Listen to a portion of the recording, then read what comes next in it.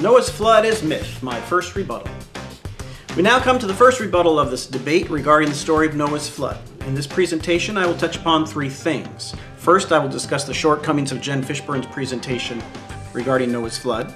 Second, I will discuss the shortcomings in Robert Rowe's presentation regarding Noah's flood. And finally, in the midst of those two discussions, I will elaborate on a few biblical insights related to all of this. So, let's start off with Jen Fishburne and the worldwide flood.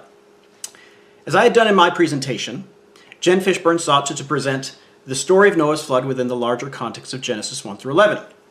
Early on in her presentation, she gave a very creative and insightful birth analogy in her description of the creation of the world in Genesis 1, as well as using a certain amount of typology in which she equated Noah's flood with the waters of baptism.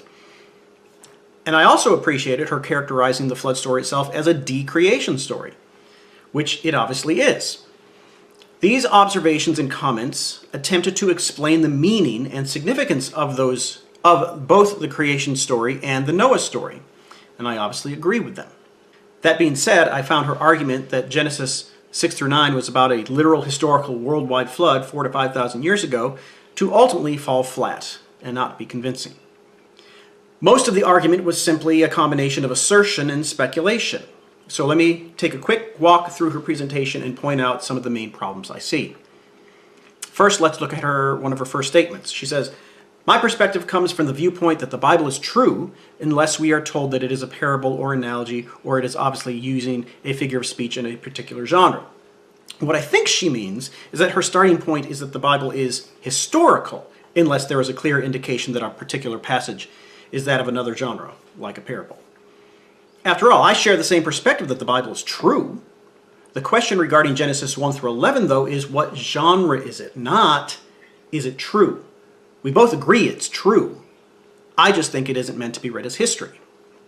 Second, I was surprised to see that she characterized the sin of Adam and Eve as being equivalent to teenagers, rebelling against their parents in order to prove how grown up they are. This is actually precisely the way I explain the sin of Adam and Eve as well in my book, The Heresy of Ham. And it is similar to how the 2nd century church father Irenaeus sought to explain the Adam and Eve story.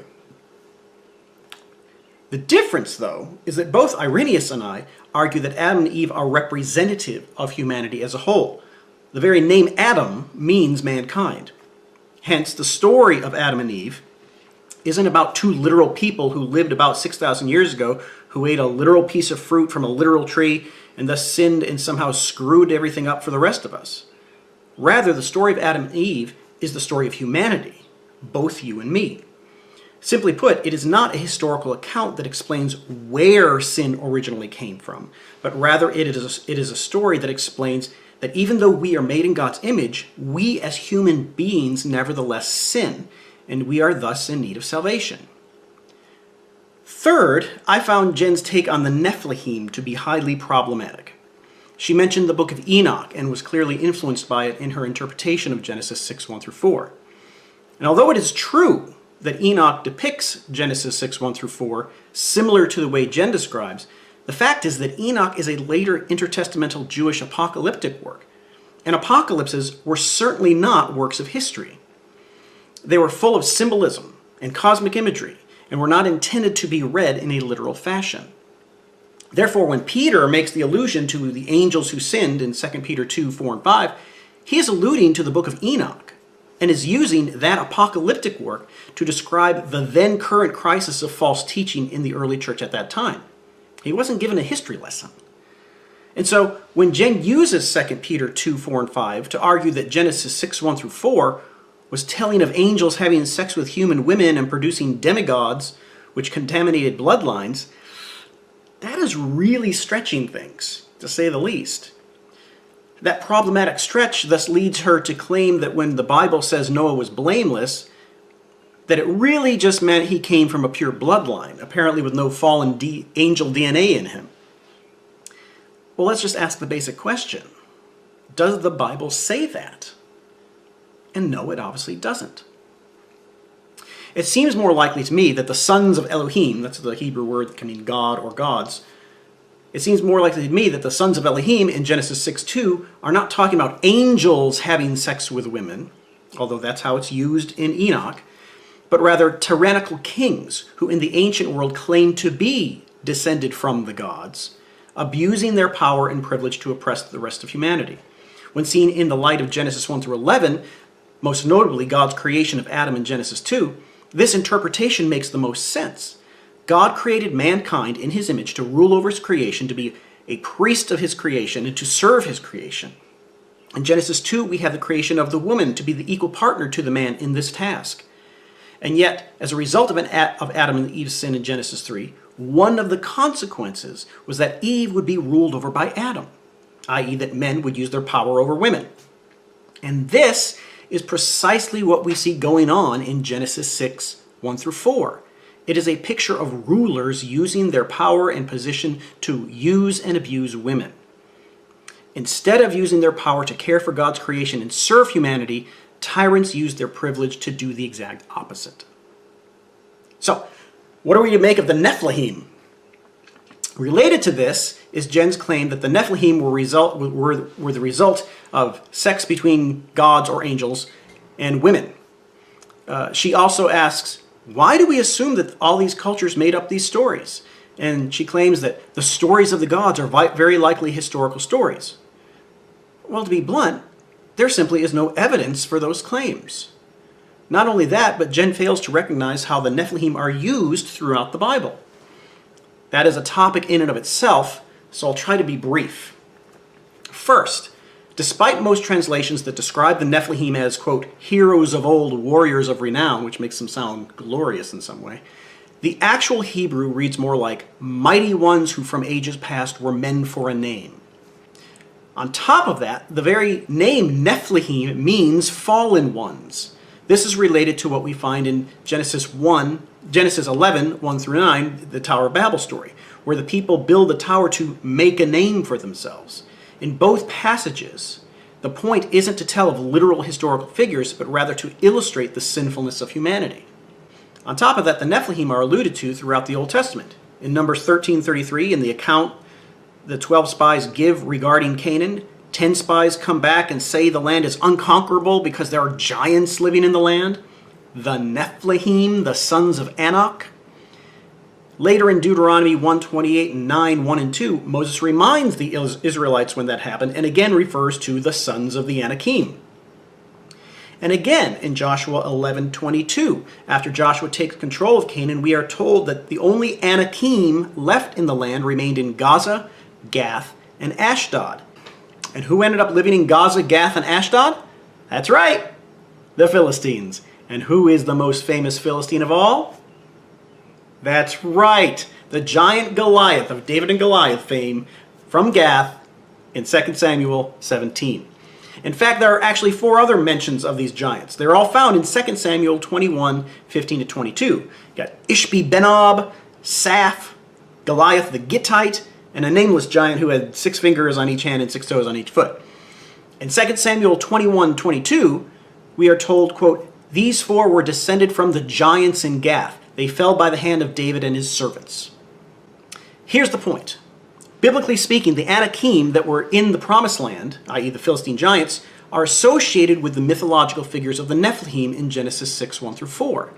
Now, if we realize that the purpose of Genesis 1 through 11 is not to describe actual history, but to rather provide the mythological worldview lens through which ancient Israel was to interpret history, this makes sense. Thus, the conquest itself, and later David's actions as king of God's people, the offspring of the woman, can be seen in its proper perspective. God is using his chosen people and his anointed king to fight against the offspring of the serpent.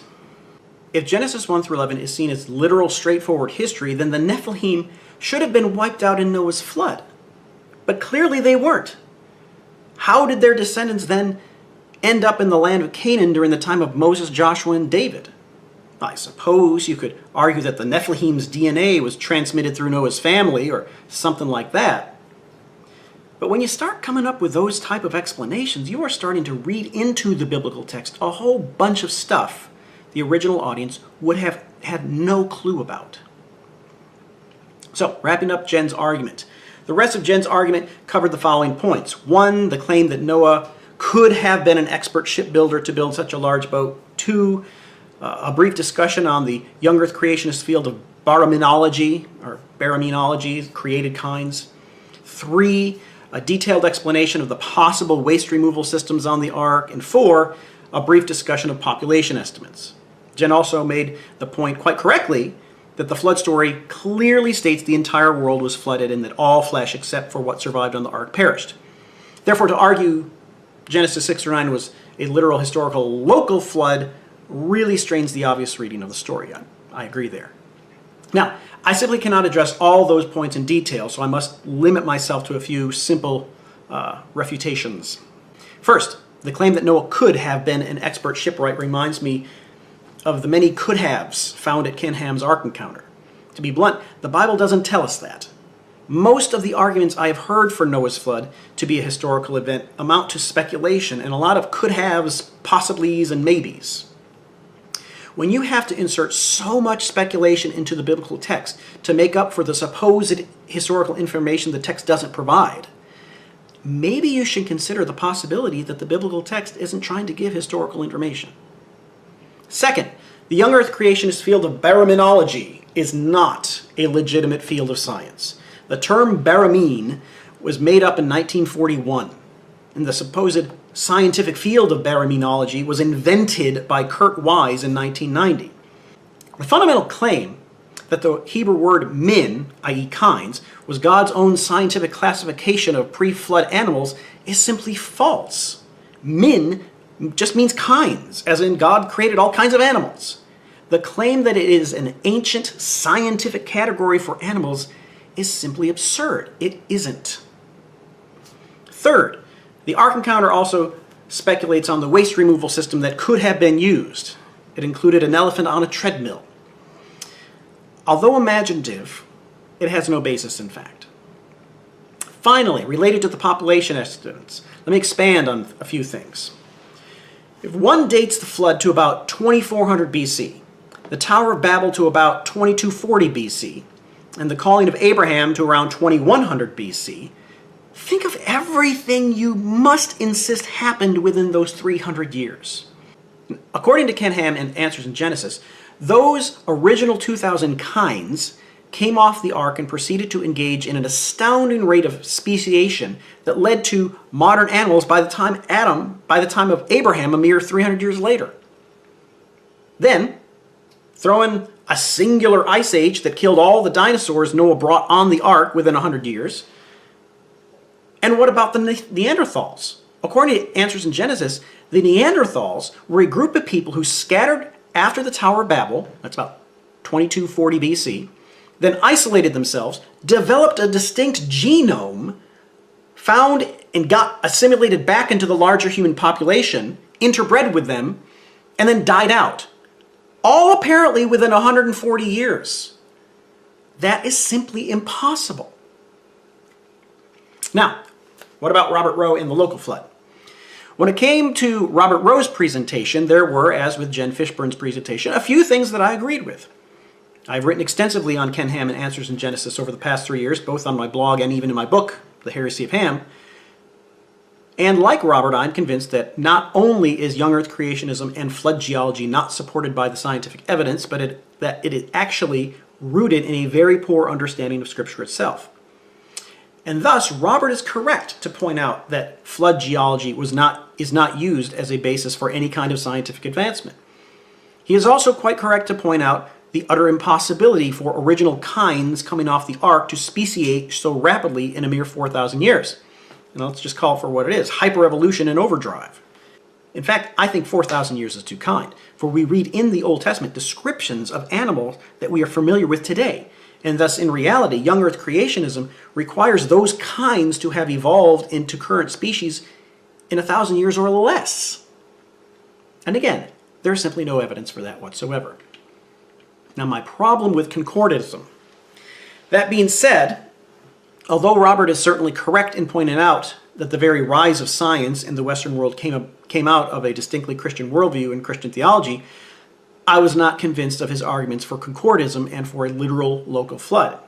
In this regard, the fundamental flaw of both his view and that of Jen Fishburne's is that both are trying to read modern science into the ancient biblical text. Not only is it unnecessary, but I feel it violates one of the most basic concepts of biblical inspiration. Since I believe the Bible is inspired, I believe the original intended message that God communicated to the original audience, spoken to them in their own language and culture, is the inspired message. We as Christians must do our best to understand what that original inspired message was, and then, as the body of Christ, under the guidance of the Holy Spirit, we must seek to apply that original message to our situation today. But we shouldn't assume, in this case, when God inspired Genesis 1 through 11 to the original audience of ancient Israelites living in the ancient Near East, that he was really giving scientific historical answers to our modern scientific historical questions. Therefore, I simply disagree with Robert when he writes, "No author writing more than 3,400 years ago could have accurately described these events and their sequence, plus the initial conditions, without divine inspiration." Because I don't believe the original author was attempting to convey scientific information to begin with. Such information would have meant absolutely nothing to the ancient Israelites because they were not living in a scientific culture and would not have been asking those questions in the first place. Simply put, the divine inspiration of Genesis 1 through 11 was directly speaking to and subverting the pagan ancient Near Eastern worldview that the ancient Israelites were surrounded by. It wasn't speaking to modern scientific questions. Let's take, for example, the Garden of Eden. That is why I think that his comments on how the Garden of Eden was located at the northern end of the Persian Gulf are misguided. John Walton, in both his books, The Lost World of Genesis 1 and The Lost World of Adam and Eve, discusses, among other things, that the early chapters of Genesis are essentially describing the creation of the world as Yahweh's temple, with the Garden of Eden acting almost like the Holy of Holies. It was not to be seen as a literal description of an actual geographical place somewhere in Mesopotamia. The imagery of it was important, and yes, it was imbued with ancient Near Eastern concepts. It was God's royal residence, temple, on God's holy mountain, where he was to commune with the image bearers he created to act as kingly priest servants of his good creation. And it was essentially the navel of his creation, from which life flowed, as symbolized by the 4 rivers that come out of Eden to the 4 corners of the earth. And given that imagery, if there was one geographical place that the Jews associated with Eden, it would have been the Promised Land itself. Now, there are many indications of this in the Bible, but allow me to give just a couple. First, Joshua 5:13-15. There is the strange scene where Joshua encounters an angel soon after the Israelites have crossed the Jordan River and are thus in Canaan. Thus, Joshua encounters an angel with a drawn sword at the edge of the Promised Land, just like God had placed an angel at the edge of Eden. And secondly, eventually in the biblical story, the Israelites build a temple on Mount Zion. In Ezekiel 40-48, there is the vision of the eschatological temple in Jerusalem, out of which would flow a river to heal the land. And we see this again in Revelation 22, when we have the vision of the New Jerusalem itself as the temple. More can be said about this, but my point is that the attempt to locate an actual piece of real estate at the north end of the Persian Gulf misses the point of the Garden of Eden description entirely. Now, to the extent of the flood. As for the Noah's flood itself, let's be clear. In this case, Jen is right. In the story of Noah's flood, the flood was worldwide, and with the exception of Noah and his family, it destroyed all humanity. I don't know how anyone could come to any other conclusion. To argue that it didn't, to argue that there was a literal flood but that was only affected people in Mesopotamia, and that therefore there were people living in America, India, or Australia who were not affected, it simply destroys the entire point of the story. Just as a host of logical problems crop up with the claim that there was a literal worldwide flood, so too do they crop up with the claim that there was a literal but only local flood. Why did Noah and his family not just move? Why was there a need to bring animals to an ark in Mesopotamia instead of just having them migrate elsewhere? No, I think it simply does too much violence to the text it ignores the plain meaning of the Noah story to read Genesis 7:19 to 23, for example, where it clearly says the waters covered the entire earth and destroyed everything that breathed, and conclude, oh, it only meant Mesopotamia, and it didn't include people and animals who were living in Australia. This is why I think the kind of concordism found in both the literal worldwide flood view and the literal local flood view simply doesn't make sense. In both cases, they are misinterpreting the genre of Genesis 1 through 11 as being that of literal history, and then are trying to come up with some sort of scientific explanation to clear away the problems that such a historical interpretation creates. Like I said in my initial presentation, if you get the genre wrong, nothing else is going to make sense. A note on Genesis 1, 26 and 27. Now, related to this is Richard's comments regarding Genesis 1, 26 and 27. He claims that it doesn't mention a single pair, and therefore couldn't be about Adam and Eve. Rather, Richard believes that it is describing a pre-Adamic human population, and that it was that population that multiplied and filled the earth. There's simply one major problem with that. When it says, let us make man in our image, the Hebrew word translated as man is Adam. Adam means mankind. Therefore, to say that Genesis 1, 26 and 27 is describing a pre-Adamic population and simply doesn't make sense. These verses are pretty straightforward. God has created mankind, Adam, in his image, and thus human beings have inherent dignity and worth. What we then find in Genesis 2 and 3, though, in the figures of Adam and Eve, is another truth about human beings. We sin. The figures of Adam and Eve represent all humanity. We are Adam and Eve. Their story is our story. I want to quickly point out one more thing. Jen made the mention of the connection between Noah's Ark and the basket in which Moses was put. The same word is used for both. I think that is intentional. The writer of Exodus is couching not only Moses' salvation at his birth, but also the salvation of Israel through the Red Sea in the language used to describe creation and the flood. Hence, he is using that worldview lens of Genesis 1 through 11 to describe the historical realities of the Exodus as God creates his people. But there's more to it than that. As John Sailhammer points out in his book, The Pentateuch as Narrative, the purification rites in Leviticus 14 is patterned after the flood story. I will just provide a chart at the end of this presentation to look at. But the point I am making is this. It is yet another example of how Genesis 1 through 11 was used in the history of Israel. Not as history itself, but as the worldview lens that gave perspective and meaning to that history. Conclusion. There are a number of things I wanted to bring up, but that will have to wait until my next rebuttal. For now, let me just clarify my critique of both claims of my fellow debaters.